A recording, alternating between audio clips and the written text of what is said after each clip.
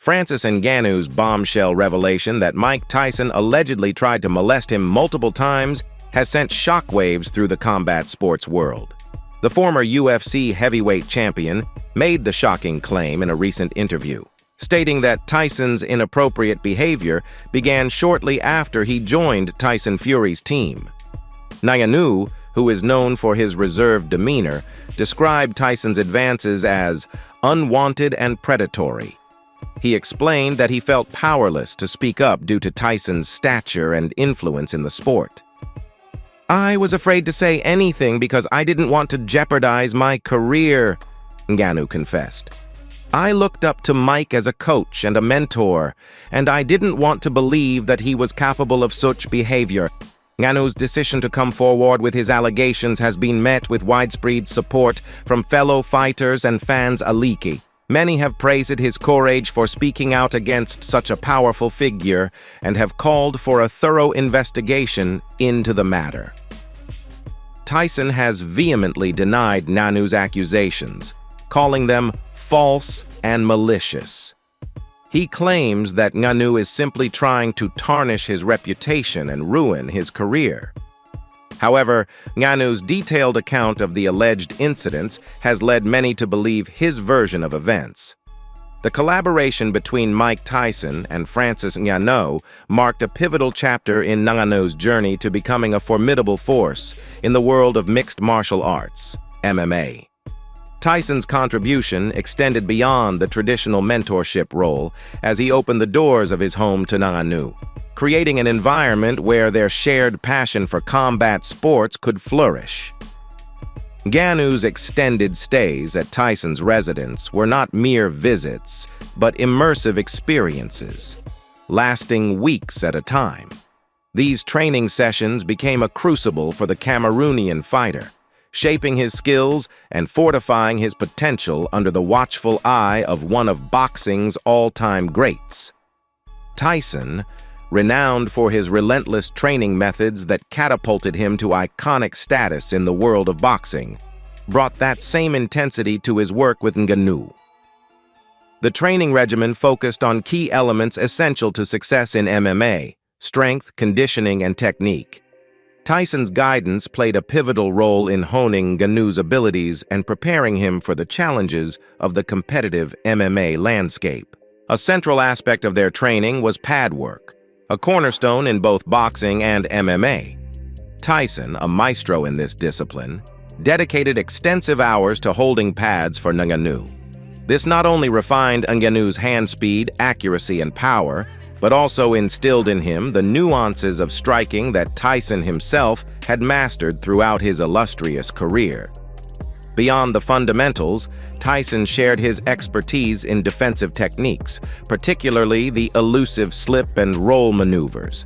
Ngannou, under Tyson's tutelage, learned to navigate incoming strikes with a fluidity and grace reminiscent of his mentor's own defensive prowess. In fact, Tyson guidance has been one of the key factors of the amazing performance Francis did against Fury. But is it true that Tyson had tried to abuse Francis when he was his learner? Mike Tyson's personal life has been as tumultuous as his career in the boxing ring. He has been involved in numerous high-profile relationships, many of which have ended in heartbreak and controversy. Two of his most notable marriages, to Robin Givens and Monica Turner, were particularly challenging and complex. Robin Givens Tyson and Givens, an actress, married in 1988.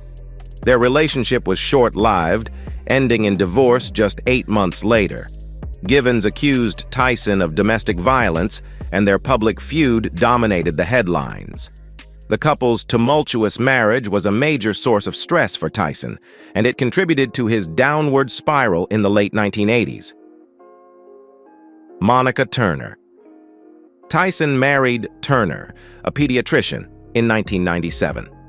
Their relationship was more stable than his marriage to Givens, but it was not without its problems.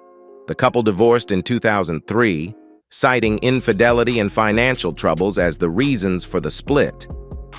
Despite the challenges they faced, Turner was a positive influence in Tyson's life, and she helped him to turn his life around. Tyson's marriages to Givens and Turner are just two examples of the many troubled relationships he has been involved in. His personal life has been marked by addiction, violence, and controversy. Despite his personal struggles, Tyson remains one of the most iconic figures in boxing history. His legacy is complex and controversial, but his impact on the sport is undeniable. Tyson's personal life has had a significant impact on his boxing career. His early success was fueled by his raw talent and explosive power, but his personal struggles eventually took their toll.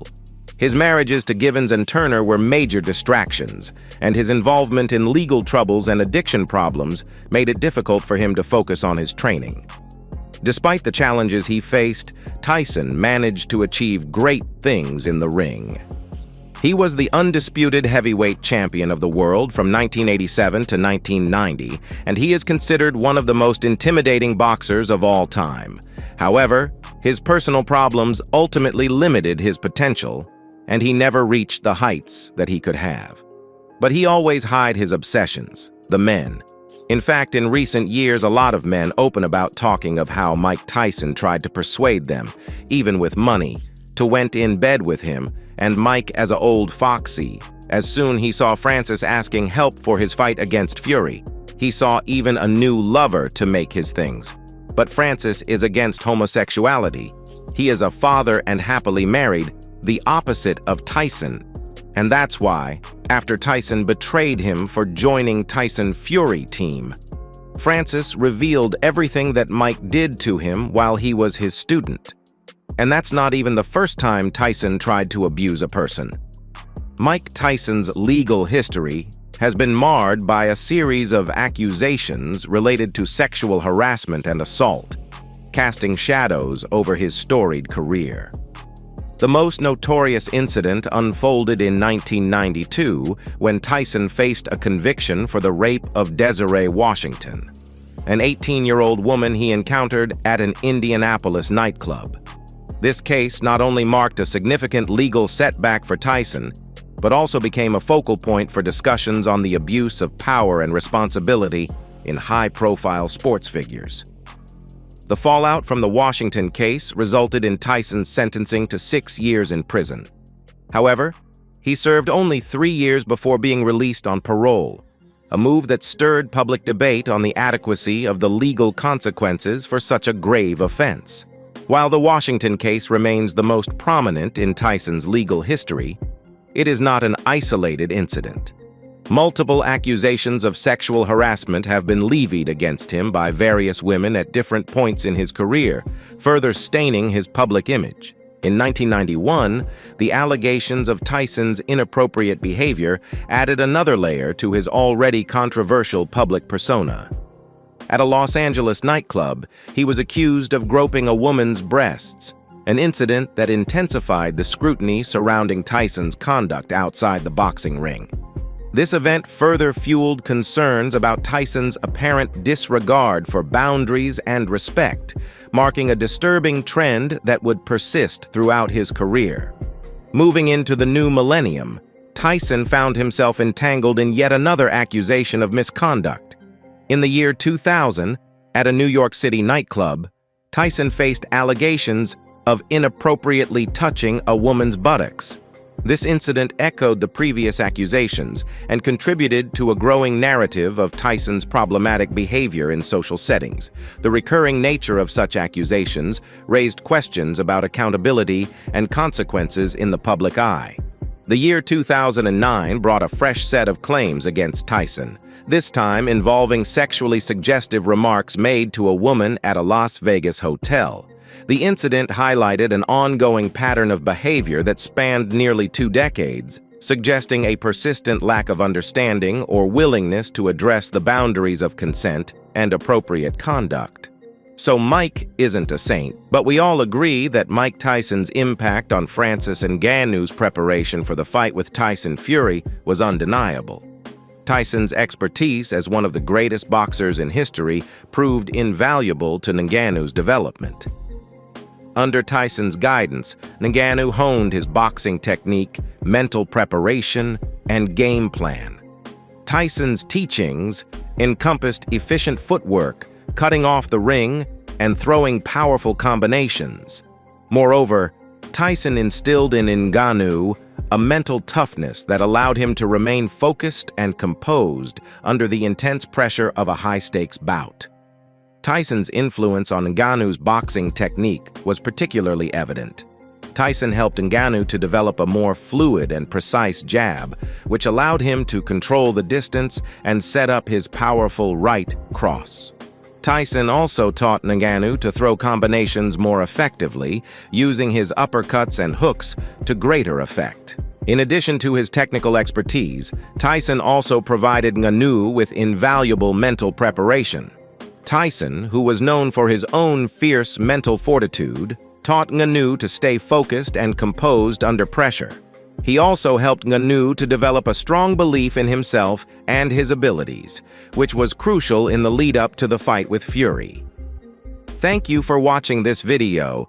Don't forget to smash the like button and subscribe. Otherwise, Mike Tyson will go to jail.